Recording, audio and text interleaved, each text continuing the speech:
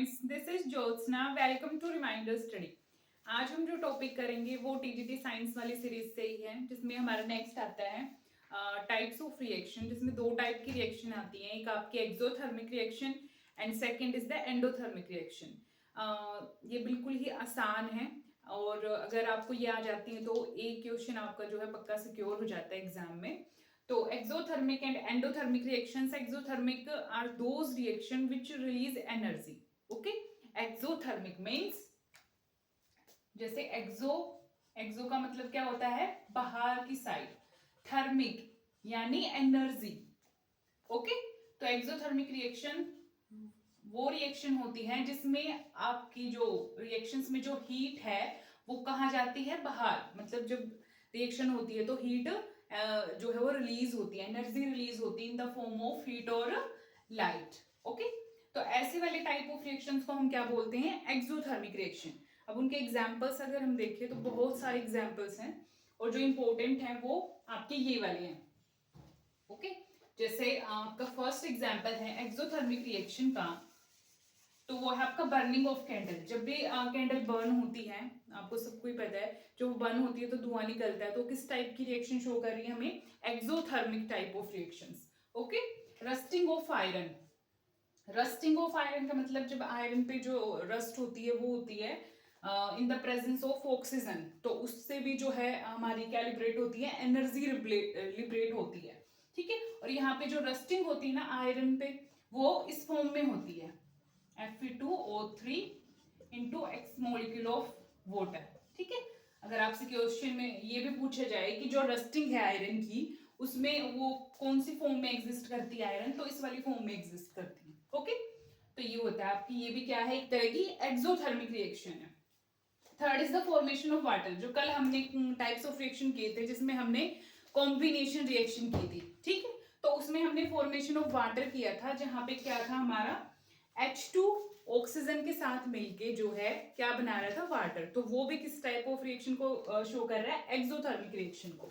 Okay, जैसे हमारा formation of water में क्या था, 2H2 प्लस O2 मिलके क्या बना रहे हैं, हमें वाटर दे रहे हैं। तो ये भी कैसी है, आपकी एक्सोथर्मिक रिएक्शन है।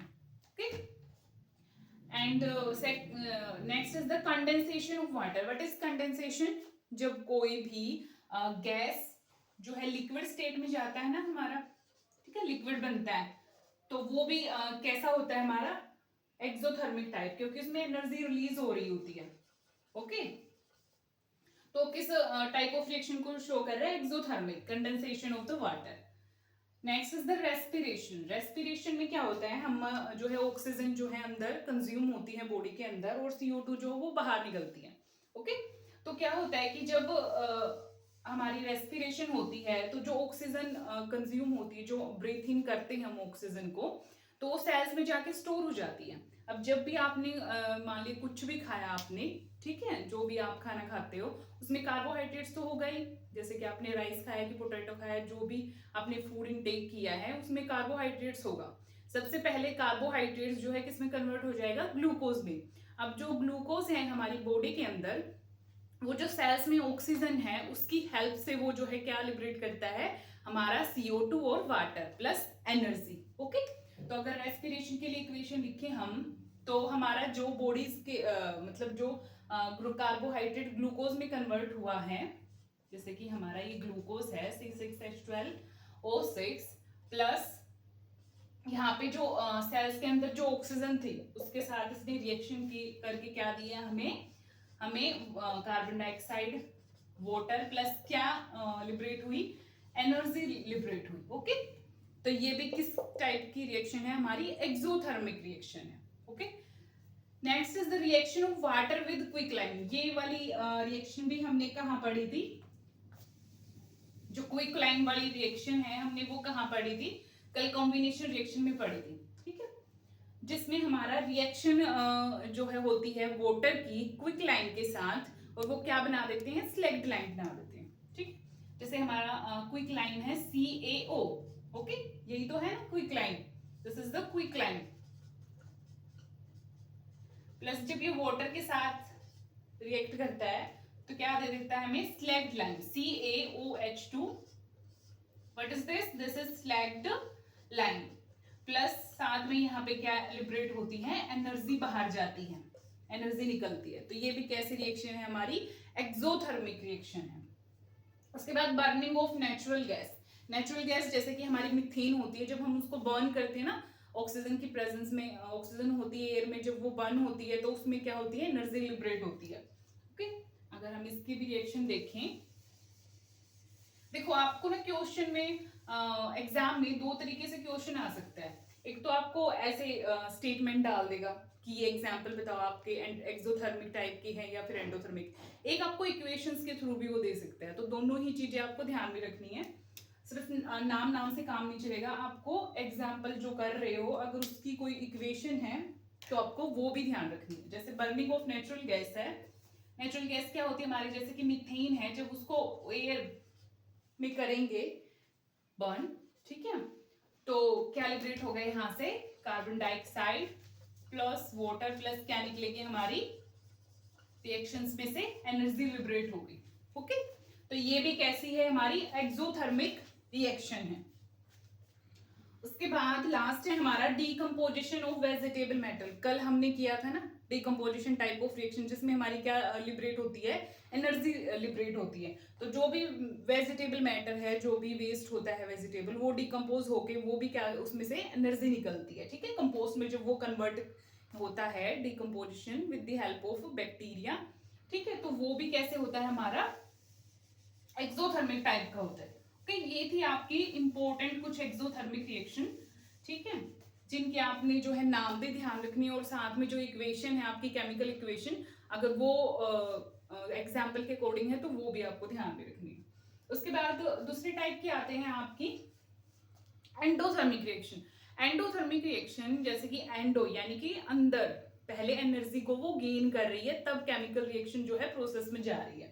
एंडोथर्मिक यानी gain of energy, absorb of energy. तो एंडोथर्मिक कैसी रिएक्शंस हैं जहां पे एनर्जी जो है क्या हो रही है, एब्जॉर्ब हो रही है, ठीक है, रिएक्शंस होने से पहले ही, ठीक है, उसके बाद प्रोडक्ट बन रहे हैं। तो जैसे melting of ice, melting of ice जो होता है, आपने देखा होगा जब भी आप फ्रिज के अंदर से जो है आइस क्यूब्स निकालते हो तो वहां पे बड़ी ही गैस सी जैसे रिलीज होती है। तो क्या ही प्रोसेस है आपकी, मेल्टिंग हो रही है आइस की, मतलब वो एनर्जी पहले गेन कर रही है, उसके बाद जो है आपका आइस जो है वो वाटर में कन्वर्ट हो रही है। ठीक है, second is the evaporation of water. Evaporation of water क्या होता है, लिक्विड का वेपर फेज में जाना, गैस फेज में जाना, that is the evaporation. Okay, तो जब भी हम लिक्विड को पहले बॉईल करते हैं, बॉईल करने के दौरान वो क्या करता है, एनर्जी गेन करता है, तभी तो वेपर की फॉर्म में जाएगा ना, गैस की फॉर्म में जाएगा। तो वही होती है एवोपरेशन ऑफ वाटर, यानी कि उसने एनर्जी गेन की, फिर वो जो है अपनी स्टेट को जो है चेंज करता है from liquid to the gas. तो दिस इज द एवोपरेशन। ये बहुत कॉमन से एग्जाम्पल है, आपको वैसे भी पता चल जाएंगे। Third is the photosynthesis. Okay, कुछ एग्जाम्पल ऐसे हैं जो ध्यान में नहीं रहते। इसकी फोटोसिंथेसिस है, इसमें भी जो है आपकी पहले एनर्जी गेन की जाती है, फिर प्रोडक्ट्स बनते हैं। जैसे कि हमारा प्लांट्स जब खाना बनाते हैं अपने लीव्स में, तो पहले एनर्जी को लेंगे फ्रॉम द सन, और फिर जो है प्रोसेस होगी, और फिर जो है प्लांट्स के अंदर खाना बनेगा in the form of glucose. जैसे 6O2 plus 6 molecule of water, plus उन्होंने एनर्जी गेन की, उसके बाद उन्होंने जो है ग्लूकोज बना आपका।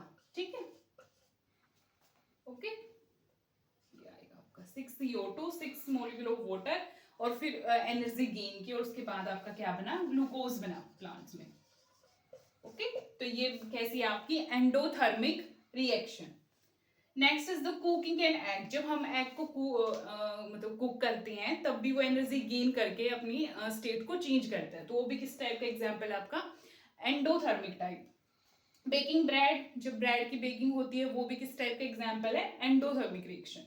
Okay, sublimation. What is the sublimation? Sublimation एक ऐसी प्रोसेस होती है जिसमें आपकी सॉलिड फेज जो होती है ना, जो भी कोई सब्सटेंस जो है सॉलिड होगा, वो डायरेक्टली या तो गैस में कन्वर्ट हो जाए, या फिर इसके अपोजिट, जब गैस जो है डायरेक्टली किस में कन्वर्ट हो जाए, सॉलिड में, ठीक है, उसमें बहुत सारे फैक्टर पे डिपेंड होता है, वो प्रेशर पे डिपेंड होता है, मेनली प्रेशर पे डिपेंड होता है। जब प्रेशर को हम वेरी करते हैं तो उसके अकॉर्डिंग सॉलिड डायरेक्टली चेंज हो जाती है गैस में, और गैस फेस जो है डायरेक्टली चेंज हो जाती है आपकी सॉलिड में। ओके, तो ये एग्जांपल आपका सब्लिमेशन, जैसे सब्लिमेशन ऑफ कैम्फर करते हैं तो डायरेक्टली गैस फॉर्म में चली जाती है। कैम्फर क्या होता है?